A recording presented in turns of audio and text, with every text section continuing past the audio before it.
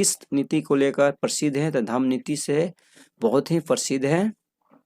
अशोक भारतीय इतिहास का सर्वश्रेष्ठ शासक क्यों माना जाता है?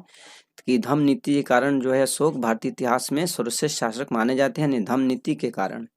और अगला प्रश्न है कि अशोक के अभिलेखों में किन भाषाओं का प्रयोग किया गया है? तो प्राकृत, ईरानी, और उसके बाद है यहाँ पर अमायिक और पाली। ये भाषाओं का मतलब लिखा गया है भाषाओं में। और पूछे जाते हैं दोस्तों इनसे रिलेटेड और एक बहुत इंपॉर्टेंट प्रश्न कि अशोक के अभिलेख को सर्वप्रथम किसने पढ़ा था? तो उनके नाम है जेम्स प्रिसेम। बहुत बार एग्जाम में पूछे जाते हैं। और अगला प्रश्न देखते हैं हम लोग। अगला प्रश्न है कि अशोक के अभिलेखों की लिपि को पहली बार किसने पढ़ा? तो वही बात है जेम्स प्रिसेप ने। अशोक के किस अभिलेख में धम्म की व्याख्या की गई है? तो 11वें शिलालेख में अशोक के यानी धम्म की व्याख्या की गई है। अगला प्रश्न है कि मोहनजोदड़ो का सबसे महत्वपूर्ण स्थल है विशाल स्नानागार। बहुत ही इंपॉर्टेंट प्रश्न है। कनिष्क ने किस धर्म को राजश्रेय प्रदान किया था? तो बौद्ध धर्म को। हड़प्पा और मोहनजोदड़ो किस नदी द्वारा जुड़े हुए थे? तो सिंधु नदी द्वारा। भारत में सबसे बड़ा हड़प्पा कालीन स्थल कौन सा है? तो धौलावीरा है जो गुजरात में पड़ता है। कल्पसूत्र नामक महत्वपूर्ण ग्रंथ की रचना किसने की थी? तो भद्रबाहु ने। बहुत इंपॉर्टेंट प्रश्न है। सिंधु सभ्यता का समूचा क्षेत्र किस आकार का है? तो त्रिभुजा आकार का है। भारत का प्रथम मुस्लिम सुल्तान कौन था? तो कुतुबुद्दीन ऐबक था। ऋग्वेद में किस यज्ञ का वर्णन सर्वाधिक बार आया है? तो सोम यज्ञ का सर्वाधिक बार वर्णन किया गया है। और एग्जाम अगर पूछे कि ऋग यानी वेदों में सबसे पुराना वेद कौन है? तो ऋग्वेद है। और उसके बाद आता है कि मतलब कि जादू टोना से रिलेटेड कौन सा वेद है? तो अथर्ववेद है। और पूछे जाते हैं कि संगीत से रिलेटेड कौन सा वेद है? तो सामवेद है। और यज्ञ संबंधित जो वेद होता है जो है ऋग्वेद है। बहुत इंपॉर्टेंट प्रश्न दोस्तों, वेद से रिलेटेड प्रश्न पूछे जाते हैं किसी न किसी एग्जाम में। दिल्ली सल्तनत की आधिकारिक भाषा थी फारसी। मौर्य काल का प्रमुख व्यवसाय क्या था? तो कृषि एवं पशुपालन। मौर्य काल में राजस्व का सबसे प्रमुख साधन क्या था? तो भू राजस्व था। और नेक्स्ट प्रश्न है कि मौर्य साम्राज्य में सत्ता की सर्वोच्च शक्ति किसमें निहित थी? तो सम्राट में थी। अशोक के काल में किन 3 अधिकारियों का वर्णन किया गया है? तो युक्त, रज्जुक तथा प्रादेशिक। मौर्य काल में प्रांत किसमें विभाजित थे? तो जनपदों में विभाजित थे। जनपद का प्रधान का अधिकारी कहलाता था प्रतिष्ठा। ग्राम का प्रमुख प्रशासनिक पदाधिकारी क्या कहलाता था? तो ग्रामीण कहलाता था। मौर्य साम्राज्य में न्याय का सबसे बड़ा अधिकारी कौन होता है? तो सम्राट होता है। अगला प्रश्न है कि मौर्य साम्राज्य में गुढ़ पुरुष किसे कहा जाता है? तो गुप्तचरों को कहा जाता है। शुंग वंश की स्थापना किसने की थी? तो पुष्यमित्र शुंग ने की थी शुंग वंश की स्थापना। यानी शुंग वंश का अंतिम शासक था देवभूति। सतवाहन वंश का संस्थापक कौन था? तो सिमुक था।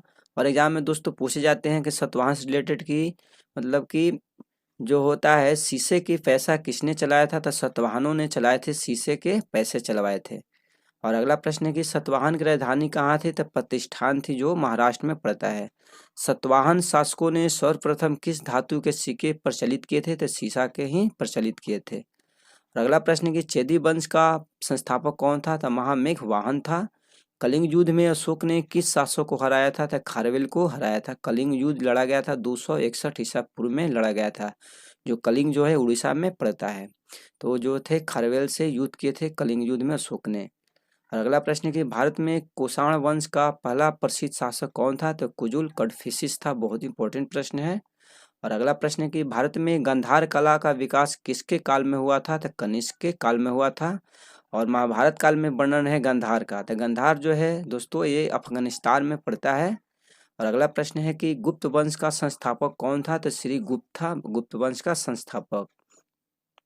गुप्त वंश का अंतिम सफल शासक किसे माना जाता है? तो स्कंदगुप्त को माना जाता है।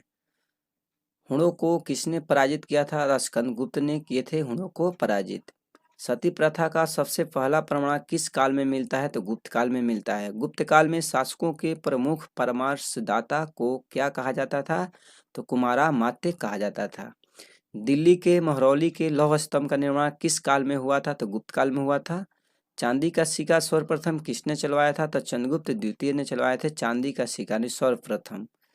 भारत में शून्य का आविष्कार किस काल में हुआ था? तो गुप्त काल में ही हुआ था। पाल वंश का संस्थापक था गोपाल। पाल वंश का अंतिम शक्तिशाली शासक माना जाता है रामपाल को। राष्ट्रकूट वंश का संस्थापक कौन था? तो दंती दुर्ग था। बहुत इंपॉर्टेंट प्रश्न है। हर्षवर्धन ने किसकी उपाधि धारण की थी? तो शिलादित्य की। रामायण एवं महाभारत के अंतिम रूप का निर्माण किस काल में हुआ था? तो गुप्त काल में ही हुआ था। हर्षवर्धन का दरबारी कवि था बाणभट्ट। और नेक्स्ट प्रश्न है कि रत्नावली, प्रियदर्शिका तथा नागानंद प्रसिद्ध पुस्तकें के लेखक है हर्षवर्धन है। बहुत इंपॉर्टेंट प्रश्न है कि रत्नावली, प्रियदर्शिका और नागानंद बहुत बार एग्जाम में पूछे गए हैं प्रश्न। प्रसिद्धि यानी प्रसिद्ध चीनी यात्री हेनसोंग किसके काल में भारत आया था? तो हर्षवर्धन के काल में भारत आए थे, जो नालंदा विश्वविद्यालय में अध्ययन भी किए थे और उसमें पढ़ाए भी थे टीचर के रूप में। और अगला प्रश्न है कि बिंदुसार की मृत्यु के समय अशोक कहाँ का वायसराय था? तो उज्जैन का वायसराय था। दिल्ली सल्तनत का अंतिम सुल्तान था इब्राहिम लोदी। भारत आने वाले पहला चीनी यात्री था फहियान। हुमायूंनामा किसकी कृति है? तो गुलबदन बेगम की कृति है। बहुत ही इंपॉर्टेंट प्रश्न है। दिल्ली सल्तनत की आधिकारिक भाषा थी फारसी। चोल प्रशासन की मुख्य विशेषता क्या थी? तो स्थानीय स्वशासन। और अगला प्रश्न है कि चालुक्य वंश की राजधानी कहाँ थी? तो मानखेट में थी। हड़प्पा सभ्यता में मोहरे किससे बनी होती थी? तो सेल खड़ी के। हड़प्पा के निवासी किस खेल में रुचि रखते थे? तो शतरंज में।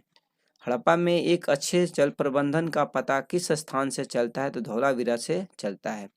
हड़प्पा के लोग कौन सी फसल में सबसे आगे थे? तो कपास की खेती में सबसे आगे थे। और बात करते हैं कपास रिलेटेड, तो कपास जो होता है, जो काली मिट्टी मतलब होता है, जो कपास के लिए काली मिट्टी से मतलब बहुत इंपॉर्टेंट होता है। और पूछे जाते हैं एग्जाम में कि कपास सबसे ज़्यादा कहाँ पर होता है? देखिए दोस्तों, सबसे ज़्यादा कपास की खेती की बात करें तो होता है सबसे ज़्यादा गुजरात में, उसके बाद आता है महाराष्ट्र का नंबर, और तीसरे स्थान की बात करें तो तेलंगाना का स्थान आता है। और नेक्स्ट प्रश्न है यहाँ पर कि सिंधु सभ्यता के लोग धरती को क्या मानकर पूजते थे? तो उर्वरता की देवी के मानकर पूजते थे सिंधु सभ्यता के लोग। और अगला प्रश्न है कि सिंधु सभ्यता में तौल इकाई किस अनुपात में थी? तो 16 के अनुपात में थी। सिखों के 10वें एवं अंतिम गुरु थे गुरु गोविंद सिंह। और अगला प्रश्न देखते हैं हम लोग। अगला प्रश्न है कि किस सिख गुरु की मृत्यु चेचक से हुई थी? तो गुरु हरकिशन की। बहुत इंपॉर्टेंट प्रश्न है दोस्तों। किस सिख गुरु ने शिष्यों को सैनिक शिक्षा दी थी? तो गुरु हरराय ने दी थी। किस सिख गुरु ने गुरुमुखी लिपि की शुरुआत की थी? तो गुरु अंगद ने। किस सिख के गुरु के समय उत्तराधिकार के लिए झगड़ा प्रारंभ हो गया था? तो गुरु तेग बहादुर। सर्वाधिक कट्टर सूफी संप्रदाय कौन सा था? तो नक्शबंदी संप्रदाय। किस सूफी सिलसिले का प्रभाव बिहार एवं बंगाल में था? तो फिरदौसी। और अगला प्रश्न यहाँ पर है कि सूफी आंदोलन किस विचारधारा का पोषक था? तो केशववाद का। तो दोस्तों, आप लोगों को वीडियो कैसा लगा? दोस्तों अच्छा लगा तो लाइक सब्सक्राइब